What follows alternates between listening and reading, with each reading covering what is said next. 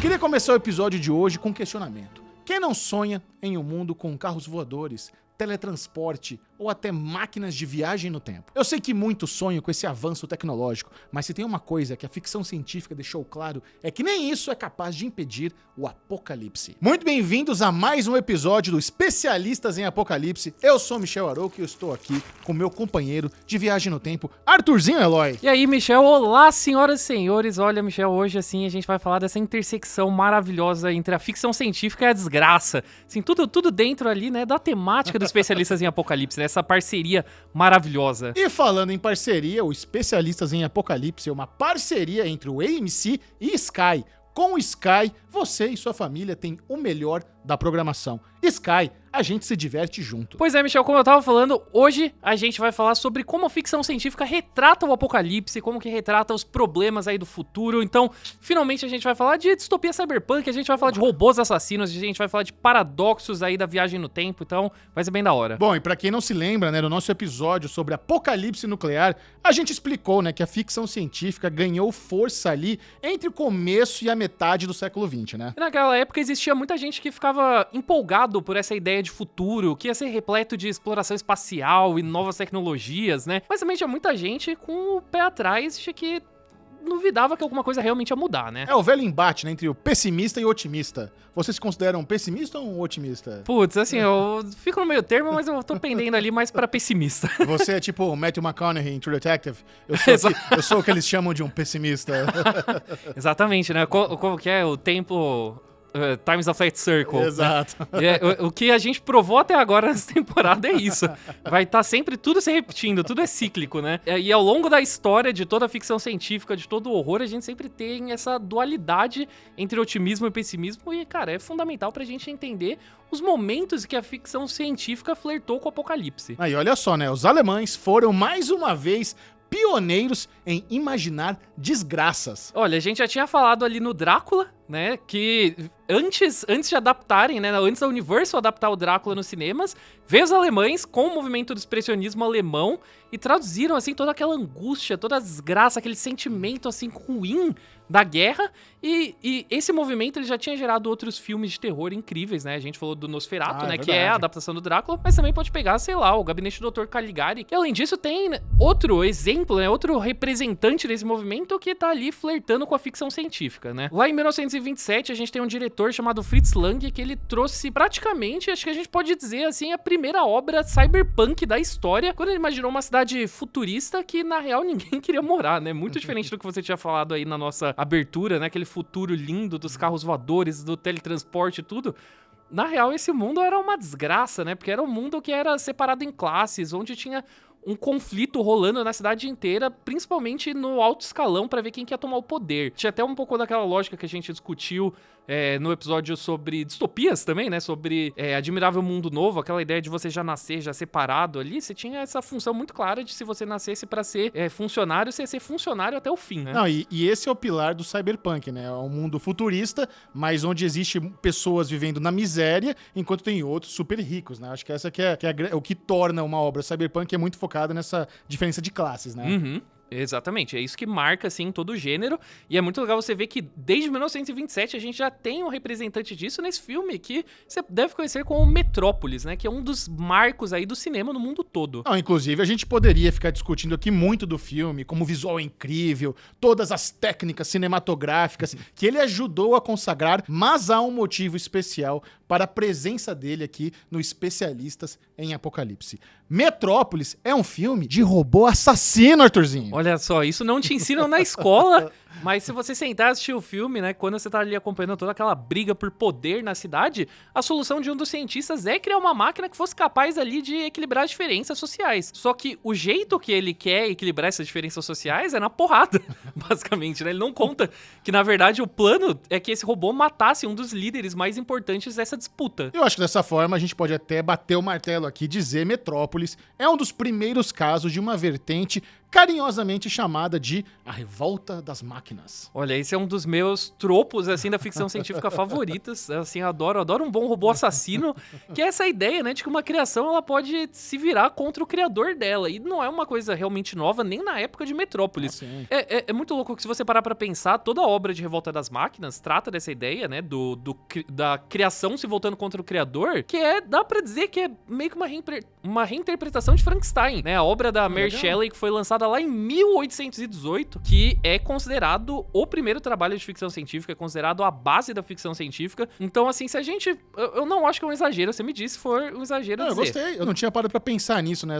Esse paralelo com Frankenstein e a Revolta das Máquinas, faz todo sentido. O lance da criatura se virar contra o criador, certeza. Então, assim, eu não sei se é exagerado, acho que a gente pode dizer, né, que toda a obra de Revolta das Máquinas tá ali brincando com Frankenstein, né? Eu concordo. E é interessante, né, que esse sentimento de desconfiança das máquinas foi crescendo com o público ao ritmo que a tecnologia foi se tornando cada vez mais presente no dia a dia da pessoa comum, né? Quem não adora ter aquela casa inteligente, principalmente hoje em dia, quem não adora falar com o robozinho e pedir uma música? É muito confortável. É confortável quando ele te entende, né? Esse que é o problema. Mas se hoje em dia a gente já tá nesse mundo, assim, extremamente tecnológico, eu fico imaginando como deve ser o choque ali na década de 50, sabe? Tipo, depois você passou ali da Segunda Guerra Mundial, você acabou de passar por um monte de desgraças, tá ali numa ascensão econômica e do nada na sua casa você tem carro, você tem rádio, você tem televisão, você pode sair pra ir no cinema, então mudou completamente seu cotidiano. O cotidiano da pessoa comum começou a girar em torno ali da tecnologia, né? E não bastasse, a tecnologia já tá marcando presença ali na vida das pessoas, tinha muita gente que acreditava que só ia aumentar, que no caso aumentou, né? Acharam certo. Acharam certo, né? Tava certo, porque é o futuro que a gente tá vivendo hoje, inclusive pra você que está assistindo ou ouvindo em casa, você está cercado por tecnologia.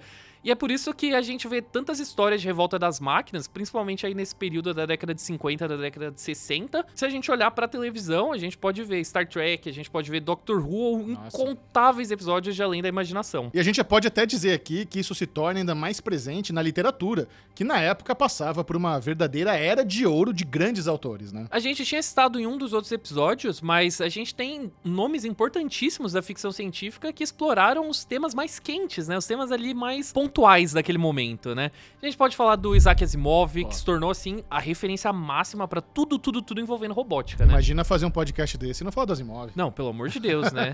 E também tem o Arthur C. Clarke, que tem ali uma importância quase tão grande quanto o Asimov, mas no caso dele, ele preferiu pensar mais as questões envolvendo ali exploração espacial, a vida no espaço, né? Acho que é bom até a gente separar por partes, né? Vamos falar um pouquinho de cada autor, né? São estilos diferentes. São estilos diferentes. Duas referências importantes, mas cada um com seu sabor. Exatamente.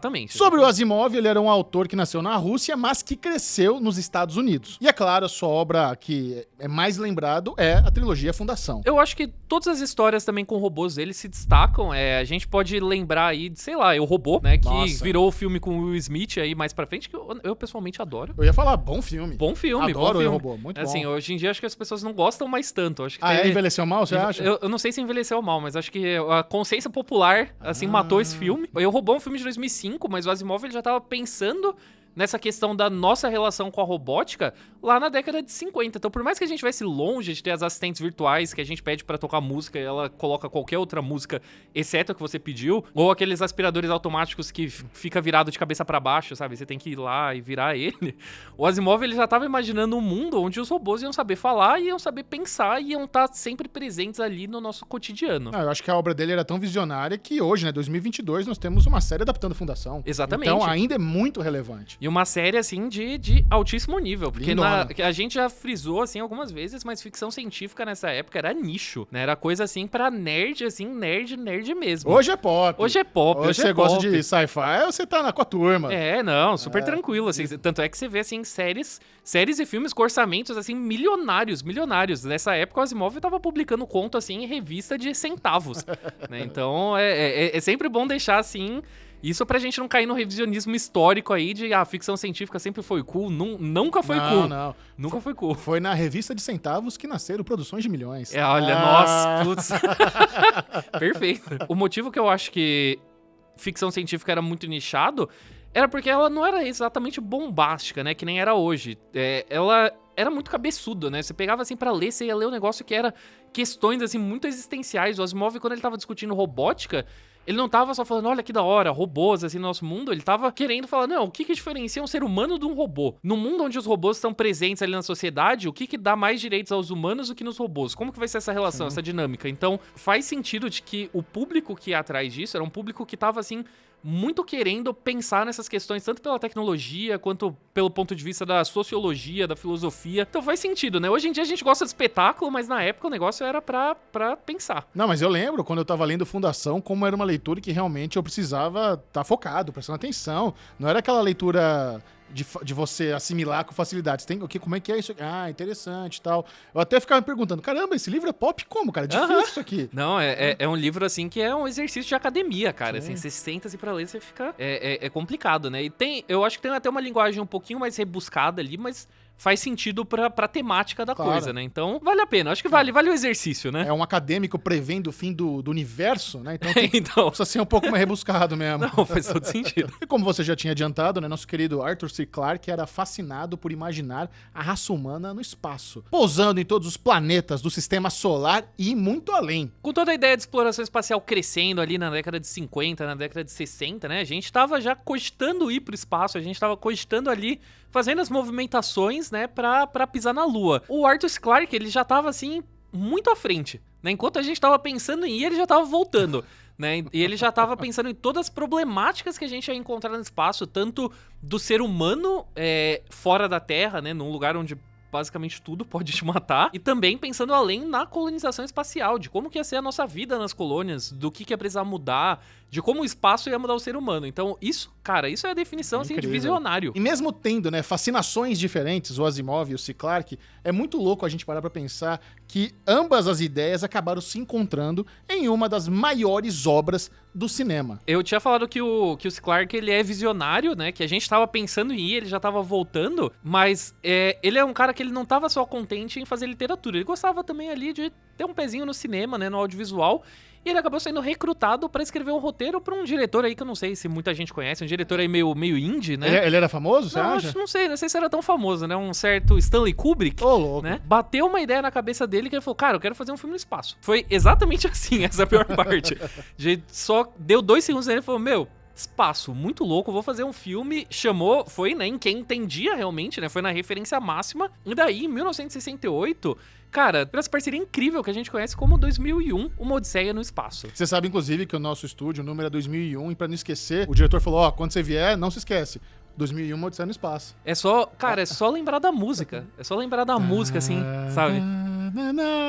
Você já sente ficando mais leve, sabe? Assim, a gravidade já some, só de você lembrar dessa trilha sonora.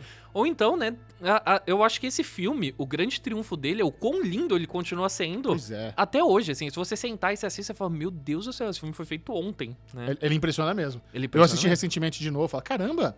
Entendeu? Assim, tem uns momentos que você olha, você nota que é um filme antigo, mas mesmo assim impressiona, cara. Você fala, olha, isso aí na época deve ter sido um estrondo. Não, e ele foi muito visionário em criar essa imagem que é definitiva da exploração espacial, muito por conta do trabalho do Arthur C. Clarke, que ele conseguiu prever muitas das questões técnicas ali, né? Da partezinha chata, tipo, como que funciona o traje do astronauta no espaço, aquela movimentação bizarra na gravidade zero.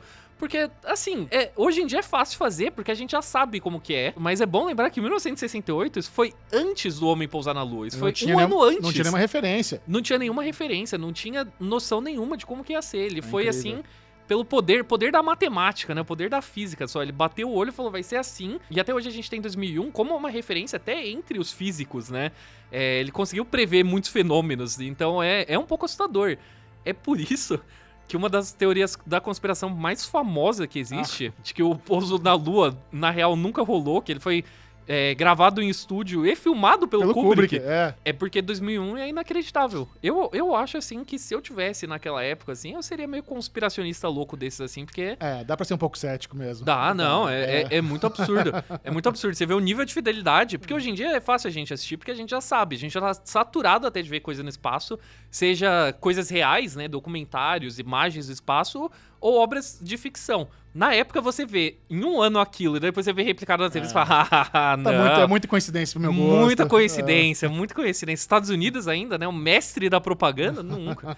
Então acho que dá pra ser cético, né? Naquela época. Hoje em dia não mais, mas na época dava pra ser cético, sim. Teorias da conspiração à parte, 2001 é um filme revolucionário para o cinema, mas além da música, da estética, né? A gente tava até que lembrando aquela cena do osso jogado pra cima, aquilo foi usado em comerciais, em filmes, em séries. Virou realmente uma referência da cultura pop. Infinitamente referenciável, não tem como.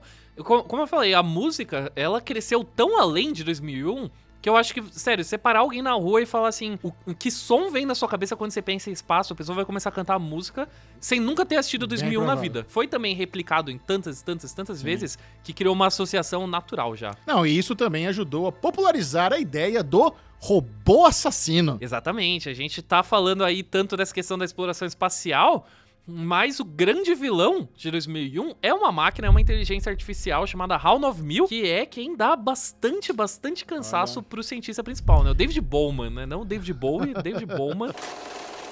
Open the pod bay doors, Hal. I'm sorry, Dave. I'm afraid I can't do that. I know that you and Frank were planning to disconnect me, and I'm afraid that's something I cannot allow to happen. Mas o HAL, ele eventualmente se volta contra a tripulação que ele supostamente tem que cuidar.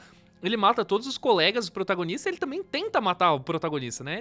Mas a pior parte, que eu acho que deixa ele, assim, um dos grandes vilões do cinema até hoje, é o jeito dele. Que ele tá ali, ó, tranquilo, sem perder a calma. Blasé, aquela voz, assim... terrível. Aquela voz monótona, metálica, sabe? Tipo, ai, putz, não consigo... I'm sorry, Dave. Sabe? Tipo, é muito maldoso, né? Você vê, assim, uma perversão que a gente associa, sei lá, com serial killer. O robô assassino, ele tem esse conceito tão assustador que não só ele é muito melhor que você, não só ele é muito mais inteligente, ele é superior em tudo, como ele consegue te matar e matar todos os seus amigos sem fazer um mínimo de esforço. Só na frieza. E essa ideia do robô assassino claramente emplacou em Hollywood. Quando a gente fala, né, de máquinas mortíferas, é difícil não pensar de um certo brucutu de jaquetinha de couro com seu óculos, a sua 12 rodando assim na motinha. Em 1894, né, uns bons anos aí depois, né, de 2001, a gente tem esse cineasta incrível chamado James Cameron que criou Exterminador do Futuro, botou ele na cola da Sarah Connor pela primeira vez. E, olha, se uma inteligência artificial já era ruim, imagina então quando é um ciborgue gigantesco, bombado, bodybuilder, impiedoso, que consegue, assim, tipo, tomar tiro e ficar de boa. Dá nada. Não, inclusive a imagem que eu tenho é mais do Exterminador 2, que eu acho que é o meu favorito. Você gosta mais do 1? Eu gosto muito do 1. Eu não suporto o 2. Você não suporta o 2? Cara, o 2 acho que é um dos meus favoritos da vida. É o de todo mundo, eu não consigo. É por isso que eu evito opinar sobre Aliens e sobre Exterminador do Futuro 2, porque um dia eu vou apanhar na rua. Não, eu acho que toda opinião é válida. Essa não é. Essa não é. Essa definitivamente não é, cara. Mas por que você gosta mais do 1? Porque o 1, ele é um slasher. O 1, ele é um filme de slasher com o Arnold Schwarzenegger fazendo, assim, tipo, um melhor Michael Myers que não é o Michael Myers, cara. Sim, mas é tudo, assim, o visual, aquele visual de neon, sabe? É porque o 2, ele é, tipo, um filme hard rock. O 1, ele é um filme, assim, de desgraça, tipo, ruas sujas de Los Angeles, sabe? Ele é um filme, assim, sombrio, macabro. Eu gosto muito... Daí, como eu gosto mais de terror, ele acaba se alinhando mais. Ah, mas gostei. Você teve bons argumentos. Eu até posso até reconsiderar. Não posso. Não pode. Tudo bem. Eu já... Essa vai ser a primeira e a última vez que eu falo essa opinião em público. E com aquele jeitão robótico do Arnold Schwarzenegger, o robô T-800 acabou virando uma das maiores máquinas do cinema, e não só porque parecia um muro de concreto, mas também porque era legal demais, cara. Combinava com 2 subgêneros queridinhos da ficção científica. A gente pega o robô assassino e viagem no tempo. I'm a friend of Sarah Connor. Can't see her. She's making a statement. Where is she? Look, it may take a while. You want to wait? There's a bench over there. I'll be back. E como eu falei, né, um dos meus tropos favoritos é a da Revolta das Máquinas, o outro é Viagem no Tempo, porque eu gosto muito dessa ideia de as dores de cabeça que você vai ter quando você mexe aí na progressão natural do espaço-tempo. Eu amo discutir paradoxo, eu amo toda essa loucura. E no caso do Exterminador do Futuro, né, como o título bem indica, a grande sacada do Exterminador do Futuro é que o Exterminador, né, o T-800, ele vem do futuro pra caçar a Sarah Connor, porque no futuro ela é a mãe do principal líder da resistência humana contra as máquinas. No filme original a gente acaba vendo só um pouquinho desse futuro. Eu amo essas cenas, inclusive, né, que é tipo, como eu falei, só desgraça, assim, macabro. Você vê, assim, Pisando na caveira. Pisando na caveira, assim, aqueles robôzões são caveiras metálicas, assim, andando, atirando pra todo... Eu amo. Mas a gente acaba vendo um pouquinho só, né, disso. E a gente entende que rolou essa revolta das máquinas justamente por causa de uma inteligência artificial chamada Skynet, que decide, assim, que, ó, cansei dos humanos, deu, já era, Vou nucar o planeta. Vou nucar o planeta, assim, só de bobeira. Só pra testar o negócio, né? E daí a gente tem esse soldado da resistência humana, que é o Kyle Reese, que ele é mandado pro passado pra impedir o T-800 de matar a Sarah Connor. Só que ele acaba se apaixonando pela Sarah Connor e ele vira o pai do John Connor, que é o líder da resistência no futuro. Então, quando você coloca, assim, a timeline toda do Exterminador do Futuro, você começa a ter a progressão normal, daí você volta, mas daí esse voltar é necessário pra progressão normal funcionar. Então você tem um paradoxo, né? Porque, tipo, se o Kyle Reese não tivesse voltado no passado, ele não tinha ficado com a Sarah Connor e não existia líder da resistência nenhuma. E daí não tinha ninguém pra mandar ele pro passado pra proteger a Sarah Connor. É muito dor bom. de cabeça, Muito porque é bom. meio confuso, né? E uma curiosidade interessante, uma das roteiristas de Exterminador do Futuro se chamava Gail Ann Hurd, que mais tarde, alguns anos depois, se tornaria uma das principais executivas, uma das principais produtoras do universo de The Walking Dead. Eu já tive a oportunidade de entrevistá-la, ela é ótima, cara. Mas se você for ver, assim, os bastidores de The Walking Dead, né, do universo de The Walking Dead, eles vão sempre bater, assim, com alguma coisa que a gente vai falar aqui nos especialistas, porque é só gente, assim, de altíssimo nível. A Gail Ann Hurd, o Greg Nicotero, assim, é só gente boa, né? Mas é legal você ver... Você voltar e ver essa conexão, né? Porque se você assiste qualquer série aí do universo de The Walking Dead, você vê ali o nominho dela no canto. Daí você vai ver, na real, ela foi uma das pessoas que inventou toda essa desgraça, assim, cibernética da Skynet lá em 1984. Então, que início de carreira maravilhoso, né? Mas de 1984 pra cá, tem uma coisa que Hollywood demonstrou que adora, é que ama, assim, ama mesmo um bom paradoxo temporal. Hoje em dia, a gente sabe muito bem que colocar viagem no tempo em qualquer coisa é pedir pra ter dor de cabeça. A gente que teoriza ainda bastante coisa, né? A gente tá sempre especulando, série de TV e tal. Na hora que abre a portinha da viagem no tempo, a gente já fala, putz, nossa. É preocupante e animador ao mesmo tempo. Exato. Porque daí você começa a pensar também em universo paralelo. Vira uma loucura, vira tudo loucura.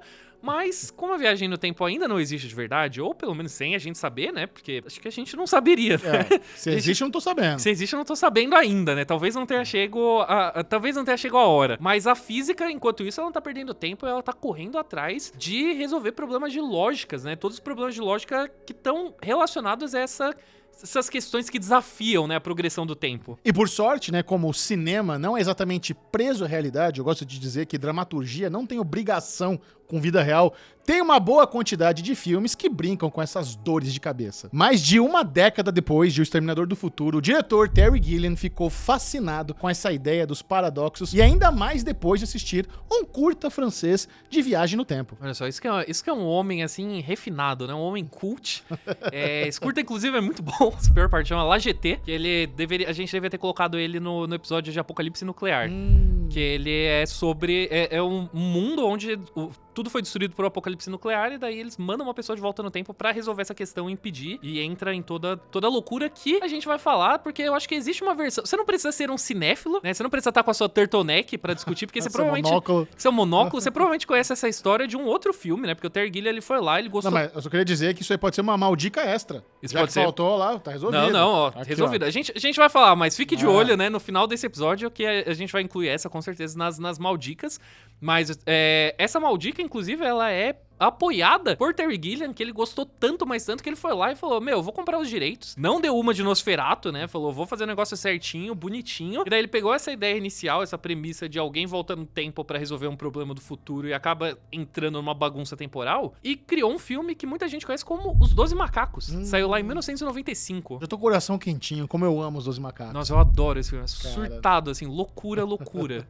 O filme se passa em um presente inabitável graças a uma pandemia Até, né, dá dor no coração pensar nessa possibilidade. E os poucos que sobreviveram só conseguiram porque se refugiaram debaixo do chão. E toda vez que eles vão pisar na superfície, eles precisam usar todo um aparato de proteção adequada. É como se o mundo ainda estivesse radioativo ou com alguma doença. Não pode pegar nada e trazer de volta pra quem tá vivo ainda até hoje, né? E é um futuro extremamente cético também, né? Extremamente sombrio, porque não tem nenhuma solução no presente. Eles esgotaram tudo que tinha pra fazer. E o único jeito de tentar resolver essa bagunça é voltando pro passado. Ah! Olha aí, quando entra a viagem no tempo já dá aquela dorzinha. Mas daí, né, dentro do universo de Os Dois Macacos, eles desenvolvem uma máquina de viagem no tempo. E pra testar, assim, né, porque é uma tecnologia que não dá pra garantir muito, então eles fecham um acordo com o ex-presidiário e falam assim, ó, você quer que a gente anule sua pena? Beleza, então você vai voltar lá no passado e você vai investigar o motivo de todo esse apocalipse, porque eles têm ali meio que uma suspeita de que tudo aconteceu por causa de um grupo terrorista, né, que soltou esse vírus que causou a pandemia. Então falou, ó, você tem aqui sua missão, vai lá, você quer ficar livre da sua pena, você tem que voltar pro passado e resolver essa bagunça, né? Coisa simples, assim. Só faltou uma bomba no pescoço, né? Então só faltou a bomba no pescoço, assim, né? Battle Royale chora. E o nosso protagonista tenta investigar isso, mas acaba caindo de um lado pro outro no tempo e é tratado que nem um louco no passado. E no fim das contas, todo esse papo, né, sobre pandemia mortal e viagem no tempo acaba influenciando o líder desse grupo terrorista a fazer o tal ataque viral, aquele mesmo esquema. Se ele não tivesse voltado e investigado, não teria acontecido, mas ele precisa voltar pra conseguir uma solução. É pior ainda no caso dos macacos, porque ao longo do filme a gente vai vendo que o protagonista, que é vivido pelo Bruce Willis, ele tem uns flashes, assim. Cara, eu adoro esse twist. Então, adoro. já... Olha aqui, olha, se você não assistiu Dois adoro. Macacos, fica o aviso de spoiler, porque esse filme ele merece, ele é muito bom. Eu sei que a gente sempre fala os finais de tudo aqui, porque é necessário pra gente progredir com a história, mas Claro. Dois Macacos, mais uma maldica aí, porque Os Dois Macacos é incrível. Então, A série é muito boa também. a série é muito boa, o filme é excelente, então, ó, vou falar, desculpa, eu vou ter que falar. Não, porque, mano, né, manda boa, tem que falar. Mas então ficou o aviso, mas ao longo do filme a gente vai vendo, né, que o protagonista ele tem uns flashes ali de ver alguém no chão de É um um aeroporto, um trauma. Só que é aquele trauma reprimido, porque ele não sabe o que é. Ele viu alguém sendo baleado no aeroporto quando ele era criança, só que daí ele acaba descobrindo da pior forma que ele mesmo foi assassinado na frente dele mesmo quando criança. Se isso faz algum sentido. Então, Olha. não é só um ciclo fechado de ele foi a pessoa responsável por causar a pandemia que acabou com tudo, como também ele se viu morrendo na frente dele mesmo e se deu um trauma. Bruce Willis protagonizando os melhores twists do cinema. Um dos melhores twists do cinema e um dos melhores vilões também, o Brad Pitt, que está surtadíssimo nesse filme. verdade. Surtadíssimo. Não, porque eu ia falar, além do twist dos 12 macacos, tem o twist do Sexto Sentido também. Olha só. Então, twist Bruce Willis tá sempre interligado. Então, É outro paradoxo. É a pessoa que se aparece na sua tela, você já pode esperar que vai ter reviravolta, né? Lembra do H.G. Wells, aquele autor visionário que a gente citou no episódio de alienígenas e da distopias? Já tá virando assim um patrono do especialista em Sei. apocalipse, tá aqui em todo episódio, criou tudo, né? Como pode? O cara criou tudo. Não, e acredite se quiser, o cara também foi responsável por popularizar o conceito de viagem no tempo em um livro chamado A Máquina do Tempo. Esse livro é de 1895. Sem noção, isso, Máquina do Tempo é uma coisa assim que até hoje,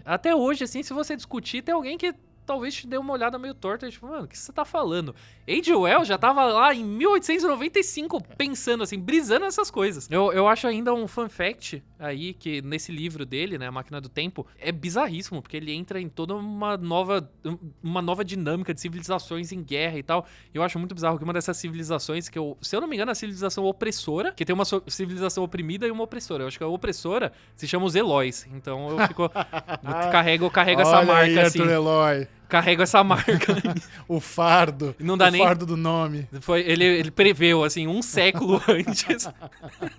Então eu peço perdão. Se eu fizer alguma coisa no futuro, eu já peço perdão. Desculpa. E vamos combinar, tem alguma coisa muito atrativa nessa ideia de nadar contra o tempo, já que a gente discute isso, cara, há mais de um século. Não, com certeza, né? Tem que ter alguma coisa fascinante nisso de você ficar pensando... Meu, e se eu fizesse isso diferente? Nossa, e se eu conhecesse as pessoas distantes da minha família que eu nunca tive a chance de conhecer se eu conhecesse grandes personalidades históricas. Sim, ó, de cabeça, onde você iria se você tivesse uma máquina do tempo? Olha, eu tenho muita curiosidade pelo Velho Oeste pelas formas erradas, né? Porque eu li aquele livro lá da 1001 Maneiras de Morrer no Velho Oeste Aham. e as pessoas eram muito frágeis. Você, com Sim. um cortezinho na mão, você infeccionava, você morria. Mas ao mesmo tempo eu acho tão interessante, sabe? A galera com aquela escassez de tecnologia. Talvez existisse uma paz, um céu estrelado que eu gostaria de ver. Não, total. Não, total. Belíssima Será? resposta. Roma me parece muito interessante. Oh, os caras inventaram umas coisas, sabe? A tecnologia, a arquitetura deles Aham. perdurou por tanto tempo. Até hoje a gente tem lá a coisa romana. Então, você gostaria de ir mais longe? Eu tô falando de passado. Eu sou uma pessoa assim um pouquinho, eu olho um pouquinho mais recente Ah, tá. ali, né? Mas se eu pudesse assim só dar um rolê, só dar uma volta assim, sentir o clima na rua, sem entrar nas questões aí, eu iria tipo Inglaterra ali pós-revolução industrial, Ah, né? legal Tipo, pra também. conhecer aquela época mais vitoriana ali. Você queria ver o Jack Stripador, né? Queria Isso. ver o Jack Stripador. Entendi. Ó o fã de Confesso- slasher aqui. Confesso, o slasher, maníaco original, né? E também ali dar uma voltinha nos Estados Unidos no auge ali da Guerra Fria, só corrida espacial, acho que é um período muito interessante. Mas sei lá, talvez não na vida real, talvez no Assassin's Creed, assim, sabe? Quando você pega assim e fala, não vou fazer missão, vou só andar na rua, faria uma dessas. Passear um pouquinho. Passear um pouquinho, só curtir a vibe.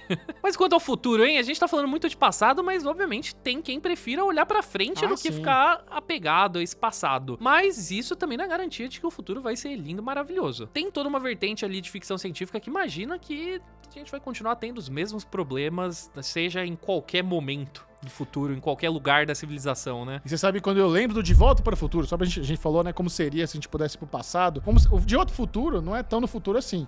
Mas tem duas tecnologias que eu me lembro quando eu era criança e que eu achava maravilhosa. O hoverboard, of course. Claro. Claro. Claro. E aquela pizzinha de 30 segundos no micro-ondas, A velho. pizza de 30 segundos Nossa, que demais aquilo, cara. Ia ser, mas se bem que eu acho que se tivesse a pizza de 30 segundos hoje em dia, as pessoas iam reclamar que 30 segundos é tempo demais. Daí ia ter que vir a pizza de 15, a pizza de 10 segundos E é instantânea, e é Flavão. instantânea. Então é questão, né? Infelizmente é aí que tá, é o problema. A gente nunca é o suficiente. Hoje em dia a gente já consegue pedir uma pizza pelo celular, Pois sabe? é. Assim, ó, tipo, Mas demora 2 uma horinha. botões, demora. Então depende da pizzaria, sabe? Mas sei lá. Então acho que a nossa tendência é sempre ficar. Tem uma frase que eu sempre lembro, tem um episódio de Twilight Zone, né? Além da imaginação, que eu gosto muito, que é sobre 2 astronautas que eles viajam pra Marte, né? E a nave deles bate em Marte, e daí eles acabam, tipo, presos, um deles morre e fica só um vivo. Daí, tipo, os marcianos ajudam ele, falam, não, putz, a gente quer ter contato aqui entre as espécies, né? A gente fala seu idioma, a gente quer fazer se sentir em casa. E daí eles dão uma casa pra ele. Falou, nossa, a gente acessou aqui sua memória, ó. Essa casa é igualzinha que você teria, assim, de luxo na Terra. Daí o cara vai, aceita, fica todo feliz, tá bebendo, tá fumando ali. Daí ele descobre que, na real, ele está preso e que a casa era uma jaula de zoológico. Nu. E daí, tá todos os marcianos, assim, do lado de fora olhando. E daí, na última cena, ele percebe que ele está lá preso pra eternidade e ele fala... lembrando do amigo dele que morreu, falou, meu, estava certo, as pessoas elas são iguais em absolutamente todos os lugares. Caramba. Twilight Zone, Muito bom. ele tinha esse final Muito meio bom. macabro em todo episódio, né? Cruel, bem cruel, mas bom. Cruel. A ficção científica é muito ligada à crueldade. Sim. Até Doctor Who, que é uma série mais infantil, que tem de coisa cruel que acontece com aqueles personagens, é inacreditável. O objetivo, né, da ficção científica, tanto do horror, né? O horror ele faz de forma diferente, mas a ficção científica é meio que combater a crueldade, né? Você imaginar futuros melhores, né? Situações melhores. O horror ele faz isso meio que através da catarse, né? Você tem que primeiro passar pela desgraça pra ter aquela sensação de ufa, sobrevivi, então tá tudo bem. Mas a ficção científica, ela realmente vai além de imaginar, né? Soluções. Mas às vezes não tem solução, às vezes são só futuros tristes e os problemas se repetem, né? A gente citou lá no começo que um dos gêneros que mais deixa isso claro é o gênero cyberpunk. Ah, sim. Tem uma obra, né? Um livro que é meio que a referência máxima do cyberpunk, que é o Neuromancer. Com certeza. O Neuromancer, ele foi assim, ele é o pilar definitivo da cultura cyberpunk, eu acho que como um todo. Ele foi escrito pelo William Gibson lá em 1984. Já existia algumas outras obras cyberpunk na época, mas foi esse livro que realmente deu o termo. Se a gente fala tanto... Hoje em dia já até é meio popular se falar cyberpunk.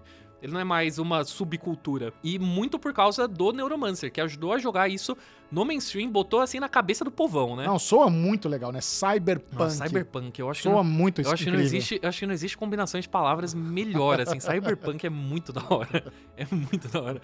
Mas, assim, se você não sabe o que é cyberpunk, é só você imaginar um mundo altamente tecnológico, um mundo altamente desenvolvido, onde a gente tem tudo que a gente falou ali no começo, né? A gente tem as naves voadoras, a gente tem o Pizzinha de 30 teletransporte, a segundos. pizza de 30 segundos, a gente tem o hoverboard e a gente tem, assim, aqueles prédios gigantescos, só que as histórias, elas não são focadas em nada disso, elas são focadas nas pessoas comuns que não têm acesso, não têm o luxo de viver nesse mundo, né? Eu acho que a parte mais curiosa disso tudo é que a gente tá falando de um conceito tão legal quanto Cyberpunk, tão imaginativo, mas na real o William Gibson, ele escreveu esse livro completamente motivado pelo surto, porque, novamente, se tem uma lição que você vai tirar dos especialistas em Apocalipse, é que todo grande inventor, antes de ser um grande inventor, era um ferrado na vida. O William Gibson não era diferente. Isso é muito repetitivo. Isso incrível. é muito repetitivo, porque incrível. se você começa a ver a história, assim, da Caramba. cultura pop, você vai, nossa, por que tá todo mundo ruim de grana, né? E o William Gibson, ele pegou um concurso que era pra participar de uma... Tipo, a editora falava, ó, você escrever um livro aqui, em 1 ano a gente publica seu livro, a gente vai publicar mais um juntos. E falou, não, beleza, pô, 1 ano vai ser suave. Começou a escrever, falou, mano do céu, eu precisava de uns 4 anos a mais. Imagina o George R. R. Martin pegando esse job. É tipo isso. Tipo, mas às vezes funciona pro Martin, né? Vai que se alguém Não botasse... funciona. Pra ele não funciona. Tinha que ser deadline, ó, em 20 anos você Em consegue 20 entregar. anos, assim, no mínimo. Aí eu quero. Negociáveis, consegue. No caso, pelo menos, o William Gibson, ele é uma pessoa que dá pra ver que ele é movido pela força do pânico, né? Pela força do surto. O poder da deadline. O poder da deadline, assim, né? Tem gente que funciona. E no final das contas, não dá pra dizer que esse surto não vingou, porque realmente vingou. Ele se tornou o primeiro a vencer todos os 3 principais prêmios da literatura sci-fi. Cara, que absurdo, né? Que absurdo você conseguir fazer uma lavada dessas numa só. E se você não sabe do que se trata, o Neuromancer acompanha um mercenário que vive no submundo de uma avançada metrópole japonesa. E toda a pegada urbana da parada foi inspirada pelo submundo do tráfico de drogas do Canadá, onde o William Gibson morava, e isso deu até um charme extra pra ficção científica. E é engraçado porque eu não consigo associar Canadá com tráfico de drogas, com sim, crime pesado, sabe? Eu penso da galera mais educadinha, de boa, sabe? Tomando seu cafezinho. O cara que te esbarra na rua e ele que pede desculpa, assim. Exato. Mas aparentemente não só existe um submundo do tráfico de drogas no Canadá, como o William Gibson, ele buscou ali toda a dinâmica do dia a dia e também dos termos, das gírias. Então, eu acho que é por isso que talvez Cyberpunk seja tão legal, assim, de você ver que tem essa coisa urbana, perigosa, suja, assim. Porque o William Gibson, ele realmente mergulhou de cabeça pra entender, tipo, como funcionava toda essa dinâmica. Então tem ali uma autenticidade, sabe? Que ele é um documentário das ruas mesmo. Ao invés da gente focar naquela coisa, assim, de os laboratórios brancos, aquela coisa, assim, muito esterilizada, sabe? Com cientistas. A gente tá falando de gente normal que tá realmente se ferrando, passando perrengue na cidade grande. Gente que não tem grana, é o famoso, né? Vendendo almoço pra comprar o jantar, sabe? Às vezes não tem nem almoço pra vender, tem que roubar o almoço do outro pra vender. Tem que dar um jeito, né, Tem cara? que dar um jeito. Não, e esse contraste entre a tecnologia de ponta e a vida precária conquistou toda uma geração de leitores e influenciou não só o cinema, como também a vida real, Arthurzinho. A gente tá falando aqui nesse meio maravilhoso que é a internet. Oh. A gente está falando em vídeo, a gente está falando em áudio, então sabe, essa internet que você usa para consumir esse podcast, seja lá qual mídia você está consumindo esse podcast, quando começou a ficar popular ali na década de 90, era comum a gente chamar tudo isso aqui ao nosso redor, né, de cyberespaço. Vou checar meu zip mail no cyberespaço. Que eu também acho um termo muito da hora. Eu fico triste que a gente largou mão do cyberespaço. É muito mais da hora que internet, né? E tudo isso saiu direto das páginas de Neuromancer. Cara, isso é incrível. É até engraçado, né? Você pega, assim, as lan houses, né? As lan houses dava pra você chamar de cybercafé, você tinha todos... Era muito mais da hora. Nossa, assim, o branding dos anos 90, eu já imagino, assim, tipo, cybercafé, aqueles PCs, assim, translúcidos, sabe? Assim, o monitor de tubão, assim. Sim. Nossa, era isso. A gente chegou no ápice da tecnologia. Hoje em dia a gente tá na fase chata da tecnologia. Mas falando na fase atual, né? A gente pode ver essa influência do cyberpunk até hoje. Por exemplo, o fato de que o termo cyberpunk nesses últimos anos ficou tão popular pelo nome em si, por exemplo, o Cyberpunk 2077, o game aí da CD Projekt Red, que... O hype mais triste da história dos games, né, cara? Pois é, cara. Nunca uma galera ficou tão empolgada com um jogo só pelas artes, pela sinopse, e quando foi ver, é isso, gente. É isso que temos pra hoje? O que por si só eu acho o conceito de você ficar muito animado com o jogo, e daí o jogo, tipo, um jogo que promete ser, tipo, a melhor representação cyberpunk já feita nos videogames, ele ser um produto decepcionante e mal feito. Eu acho o conceito mais cyberpunk que existe. Tipo, não confie nas grandes corporações, assim, na prática. É ironicamente fiel. É ironicamente fiel, né? Infelizmente fiel. E isso, é claro, sem falar da obra que mais bebeu de Neuromancer, que é talvez o meu filme favorito da vida. Estamos falando de Matrix. Cara, eu lembro quando eu fui assistir esse filme, eu não sabia do que se tratava. Eu estava, imagina, pequeno Michel no shopping de Campinas, precisava matar tempo, não sei porque eu tava sozinho, era 99, eu tava sozinho no cinema, no shopping. Aí eu vi o pôster lá e vi que tinha o Keanu Reeves. Falei, olha, é o mesmo ator daquele filme lá do busão, que não para, do Velocidade Máxima. Não sei do que é, não tinha trailer, não tinha nada. Eu vi lá uns negócios meio verde lá, os caras com casaquinho de couro. Cara, eu saí do cinema tão pirado, falei, o que eu assisti, cara?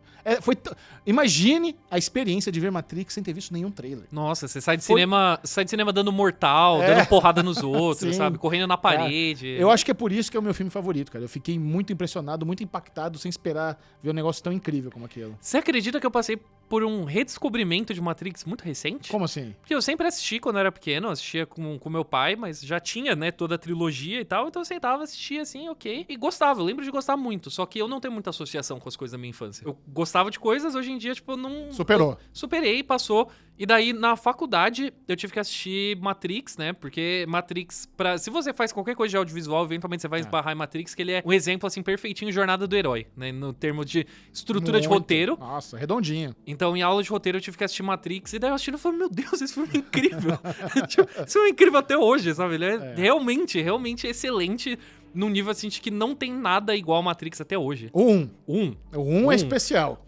Eu acho um especial, o 2 aceitável, o 3 virou Dragon Ball e o 4 eu quero esquecer. Eu gosto do 4. Não gosto. Eu gosto do 4. Não eu gosto. do 4. Não acredito. Mas é porque, assim, se tem uma coisa... Eu gosto do surto das irmãs Wachowski, assim. Nossa. Eu falo assim, ó, faz vocês quiserem, assim... Mas o 4 elas foram obrigadas a fazer o cinto. Eu não queria fazer. Mas eu gosto de um filme que ele tem raiva de ser um filme obrigado, entendeu? Esse é o Matrix 4. Esse é o Matrix 4, assim, Exatamente. que eu gosto que ele joga na cara e fala, não queria estar aqui, desculpa. Assim, Esse é o sentimento. eu acho muito honesto. Mas Matrix 4 é agora, né? Muito antes de Matrix 4, lá em 1999. Bom ano. Meu, assim, esse ano ele foi perfeito pra Matrix. Não existia período melhor pra sair Matrix, porque entre toda a porradaria estilosa que você falou, entre os casacos de couro, assim, os óculos escuros, ele é um filme que ele realmente discute uma questão de identidade entre o mundo real e o mundo virtual, no momento onde as pessoas estavam começando a ter mais acesso à internet, e isso tava virando uma questão do seu dia a dia, né? Tipo, quem era você na vida real, quem era você na internet. Sim. Eu acho que hoje em dia, que a gente tem cultura de influenciador, que a gente tem, sei lá, streamer como profissão, ou até mesmo o fato de que você está assistindo isso num canal de YouTube, sabe? Esse conceito, todos esses são conceitos que o Matrix, quando ele chegou, ele tava ali meio que tentando entender, sabe? Tentando abrir um diálogo entre essa coexistência entre físico e virtual. Então, não existia ano melhor pra sair, né? Não, e começou outra teoria da conspiração. Afinal de contas, estamos vivendo em uma simulação ou no mundo real? Eu acredito na teoria da simulação. O Elon 100%. Musk acha que a gente tá numa simulação também. Eu acredito 100% na teoria da simulação, cara. não Não acredito em Elon Musk, mas acredito na teoria da simulação, assim. Nisso ele acertou. Se os robôs assassinos representavam o medo de ser vítima da nossa própria criação, essas obras cyberpunk mostram a ansiedade de não se encontrar em um mundo super tecnológico. Que, olha, completamente relacionável. Inclusive, eu converso com muitas pessoas que sentem isso, sei lá, com o conceito de TikTok. A pessoa abre, assim, o feed de TikTok e fala, não consigo, desculpa. Muita poluição, sabe? O meu sobrinho, que é pequeno, tem 9 anos, ele sente ansiedade se ele não checar o TikTok, e eu me sinto super, assim, poluído vendo, assim, 2 segundos do TikTok. Mas não é meio assustador, assim, o conceito de você olhar pra isso e falar, meu, não entendo, não sei o que é isso. Então, eu acho que o Matrix, Matrix e toda obra cyberpunk, ele sempre vai ser muito pontual, até porque, né, a gente tá nesse mundo cada vez mais tecnológico. Então, essas discussões, elas ainda estão valendo. Sim. E, então, eu acho que é sempre bom a gente voltar até pra constar. A gente falou direto de Neuromancer, porque o William Gibson, ele até hoje é considerado o pai do cyberpunk, mas, olha, a gente pulou outra obra que é fundamental pro gênero. William Gibson, inclusive, no meio desse surto, desse pânico todo escrevendo, né, o livro, tava lá de boa, fazendo as páginas dele, falando, putz, olha, acho que esse pau vou conseguir bater minha meta aqui, vai dar tudo certo. Ele falou, não, vou dar uma pausinha, vou ali no cinema. Saiu, foi no cinema e falou, meu Deus do céu, é tudo que eu tava fazendo em forma de filme. Ferrou. Alguém chegou primeiro. Então aí bateu o pânico pra ele retrabalhar tudo. Foi aí que ele reescreveu tudo que ele tava fazendo. Que esse filme obviamente a gente tá falando de Blade Runner, que no cinema, pelo menos, é a obra definitiva de Cyberpunk. Eu acho que é a referência mais pop, pelo menos. Com Se certeza. você sair na rua e perguntar qual é a obra de Cyberpunk que te vem à mente agora, Aham. 8 em 10 vão falar Blade Runner, eu imagino. Com certeza. É porque no caso do Matrix, eu acho que o Matrix, ele tem uma coisa tão própria, mas tão própria que muita gente nem associa com o Cyberpunk. Verdade. Blade Runner, no caso, ele foi quem escreveu essa ideia da metrópole gigantesca, do neon, sabe? Da fumaça, dos carros voadores. E o Matrix, ele segue ali na vibe dele. Então daí... Eu acho que eles até não estão nem concorrendo, mas Blade Runner, assim, ele é... Em Cyberpunk, né? No sentido, assim, mais clássico da palavra, mais neuromancer da coisa, o Blade Runner, ele é, assim, cirúrgico. E tem uma questão interessante, né? Que esse clássico do Ridley Scott até demorou pra virar um clássico, né? O filme saiu lá em 82 e era uma versão, assim, constante, bizarra, com uma narração bem entediada do Harrison Ford, que explicava tudinho no filme. Era aquela coisa bem, assim, arroz com feijão. Existe até hoje essa versão e é realmente terrível, cara. É realmente terrível. Tem vez ou outra que passa na TV, inclusive, daí um dia desses eu tava vendo e tava lá na grade, assim, pra passar Blade Runner de noite. Eu falei, não, quer saber? Vou ficar acordado pra assistir. Pô, faz muito tempo que eu não vejo Blade Runner. Clássico dos clássicos. Clássico dos clássicos. Começou, assim, a narração do Harrison Ford. E o Harrison Ford, até hoje... Soninho. Até hoje, se tem uma coisa que o Harrison Ford sempre foi consistente é que ele falou, quando eu não quero, eu não quero. E nesse, assim, ele tá narrando, assim, parece que mataram o cachorro dele, sabe, assim. Você tá... Tipo, saco, um saco. E explica tudo, é terrível. Então, dá pra entender que o Blade Runner, ele foi meio que um fracasso, de bilheteria na época. A crítica também não morreu de amores. Ele acabou fundando o conceito de corte do diretor, né, porque o Ridley Scott voltou algumas vezes ali pra mexer. E daí, quando ele tirou a narração e só aumentou a trilha sonora, só botou a música pra preencher o silêncio, cara, Blade Runner brilha, porque você começa a ver aquela metrópole, sabe? Você começa a entrar naquele mundo, naquela paisagem, nas alucinações, assim, você fala, era isso. Olha, eu aposto que esse lance da narração, com certeza, veio do estúdio. Com certeza. Sabe aquelas notas, aquelas anotações? Gente, isso aqui tá complexo. Vamos na facilitada pro grande público. Vamos botar uma narraçãozinha aí, contando tintim por tintim o que tá acontecendo. Cara, às vezes você tem que ignorar um executivo. Sabe? Tem lições importantes do cinema que às vezes vale a pena. Às vezes não, às vezes o produtor tá certo e daí você tem que dar o braço a torcer, mas às vezes você tem que ignorar o executivo. Confiar na arte. Confiar na arte, né? Porque, por exemplo, até mesmo o final do Blade Runner, aquele monólogo, assim, lindo do Rutger Hauer, cara, foi o Rutger Hauer, assim, que bateu na cabeça dele e falou, vou falar umas brisas aqui. Imagina isso. Imagina sem, assim. O filme só termina, você fala, ué, o que rolou aqui? Inclusive, eu lembro quando eu li o Android Sonho com Ovelhas Elétricas, né, que é o livro que deu origem ao Blade Runner, e eu gostei mais do livro do que do filme. Faz sentido, sabe? eu acho. O Philip K. Dick foi um cara que, cara, um monte de coisa também dele foi adaptada, ele adora esse lance do Cyberpunk, mas eu gostei mais. E não é tão parecido assim o livro do filme. Não é. Não é tão parecido. Eu gosto quando tem adaptações que fazem coisas que são completamente diferentes, assim. Hoje em dia tem esse muito apego à fidelidade da coisa, mas, por exemplo, se a gente seguisse essa mesma lógica, a gente tem que ser fiel, tintim por tintim, a gente não teria Blade Runner, não teria, sei lá, o Iluminado. Então, às vezes é legal você fazer obras separadas e eu gosto muito do jeito que o Philip K. Dick pensa. E nesse livro, ele deixa mais aparente as questões que no Blade Runner são muito mais subjetivas. Então, eu acho que o Blade Runner, ele é um filme que ele funciona muito mais pra você entrar de cabeça naquela ambientação. Tanto é que é por isso que todo jogo de videogame, né, todo jogo cyberpunk replicou exaustivamente o mundo de Blade Runner, que é um mundo fascinante de você viver nele. Não, aquela estética ali, ela é replicada direto. Nossa, direto. Assim, o jeito que os prédios são, sabe, tipo, a propaganda em todo lugar, mas pra mim, assim, Blade Runner é a trilha sonora do Vangelis, que infelizmente a gente perdeu ele aí em 2022. Aquela trilha sonora, assim, só o sintetizadorzinho, assim, tipo, parece tipo um jazz, assim, um jazz suave, só que no sintetizador você fala, nossa, pelo amor de Deus, como pode? E o Cyberpunk, na verdade, é só uma vertente da obsessão da ficção científica com o apocalipse, né? Porque, no fim das contas, é interessante a gente notar como até o gênero mais esperançoso do cinema e da literatura fica cético de vez em quando. Bom, Michel, nosso tempo hoje aqui no ciberespaço está chegando ao fim, mas antes a gente tem a nossa tradição aqui, antes da gente se desconectar desse mundo virtual, a gente deixa aqui as nossas dicas malditas, as nossas maldicas, que a gente passou o episódio inteiro assim, já pensando em várias, que esse tema é muito legal e tem muitas obras, mas pra você que não conhece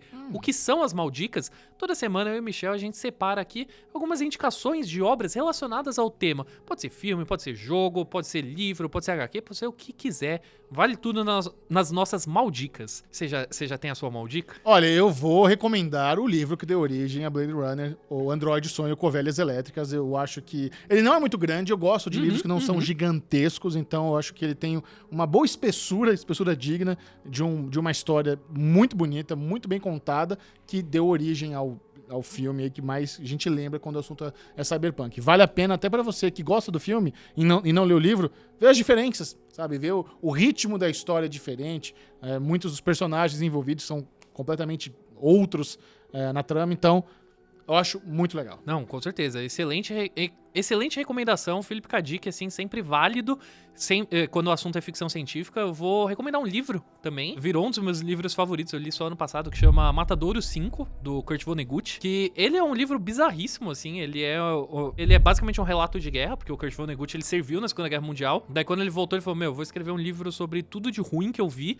Só que daí esse livro é uma ficção científica que parece muito com algo que o Douglas Adams escreveria, no sentido de que numa hora ele tá de boa no presente, daí uma hora ele tá vendo o nascimento dele, daí na outra ele vê ele morrendo, daí na outra ele lembra dele na guerra. Mas tem humor? Tem humor. Porque quando eu penso em Douglas Adams, eu penso em criatividade e humor. É exatamente isso, assim. Ele é muito bem humorado, só que ele é bem humorado num jeito, assim, também um pouquinho mais irritante, né? Kurt Vonnegut, eu sempre falo que ele era um velho louco, assim, das ideias. Então, ele... Muito bom. Ele é um livro muito bonito, assim, de você ler, mas você se diverte, tem lições, assim, muito importantes. A gente citou o curta lá no começo, né? O La GT, né? Que é o curta que inspirou os Dois Macacos. E nosso queridíssimo diretor, o Bruno, ele também falou, gente, precisa falar de O Quinto Elemento. Big Badabum. Bruce Willis. Olha aí o de Bruce novo. Willis de novo, assim, Olha presença o homem aí. recorrente. Quinto Elemento é divertidíssimo, assim, um filme que, assim, assista na maior tela que você tiver pra você sentir todas as cores, toda a bizarrice, assim, da mente de Luc Besson. Chris Tucker, Mila Djokovic, cara, nossa, que delícia. Não, um elenco de peso, um diretor excelente, cara, assim, assista o Quinto Elemento, assim, você vai ver um filme sci-fi que não se parece com absolutamente nada também, é ótimo. O Especialistas em Apocalipse fica por aqui. Na próxima semana, a gente vai falar do Apocalipse Juvenil, aquele fim do mundo em que os únicos que sobram são os jovens. Meu Deus, que pesadelo. Esse parece muito meu pesadelo. Muito pesadelo. Então, dependendo de quem você é, dependendo da sua idade, o próximo episódio vai ser um episódio de terror. Exato. Assim. Então, cola aí com a gente semana que vem que vai ser divertido, né? É isso. Não se esqueça de se inscrever aqui no canal, ver se você que tá assistindo no YouTube, dê o like aí no player, e se você estiver ouvindo no Spotify, precisa se colocar lá pra seguir o podcast. Exatamente, né? Tem em todas as plataformas, seu tocador de podcast favorito. Tá lá, né? tá Então, fácil. e se você está ouvindo a versão em áudio, saiba que tem uma versão em vídeo. Se você está assistindo a versão em vídeo, saiba que tem uma versão em áudio. Então tem ali, ó, tem pra todos os gostos, pra todo momento, pra quando você tá de boa em casa, pra quando você tá no busão. Então, ó, Academia. academia. Recomendo. E para ficar por dentro de tudo que for ficção científica, terror, zumbis e muito mais, é só seguir o AMC Brasil e a Sky Brasil nas redes sociais. Até o próximo. Tchau, tchau.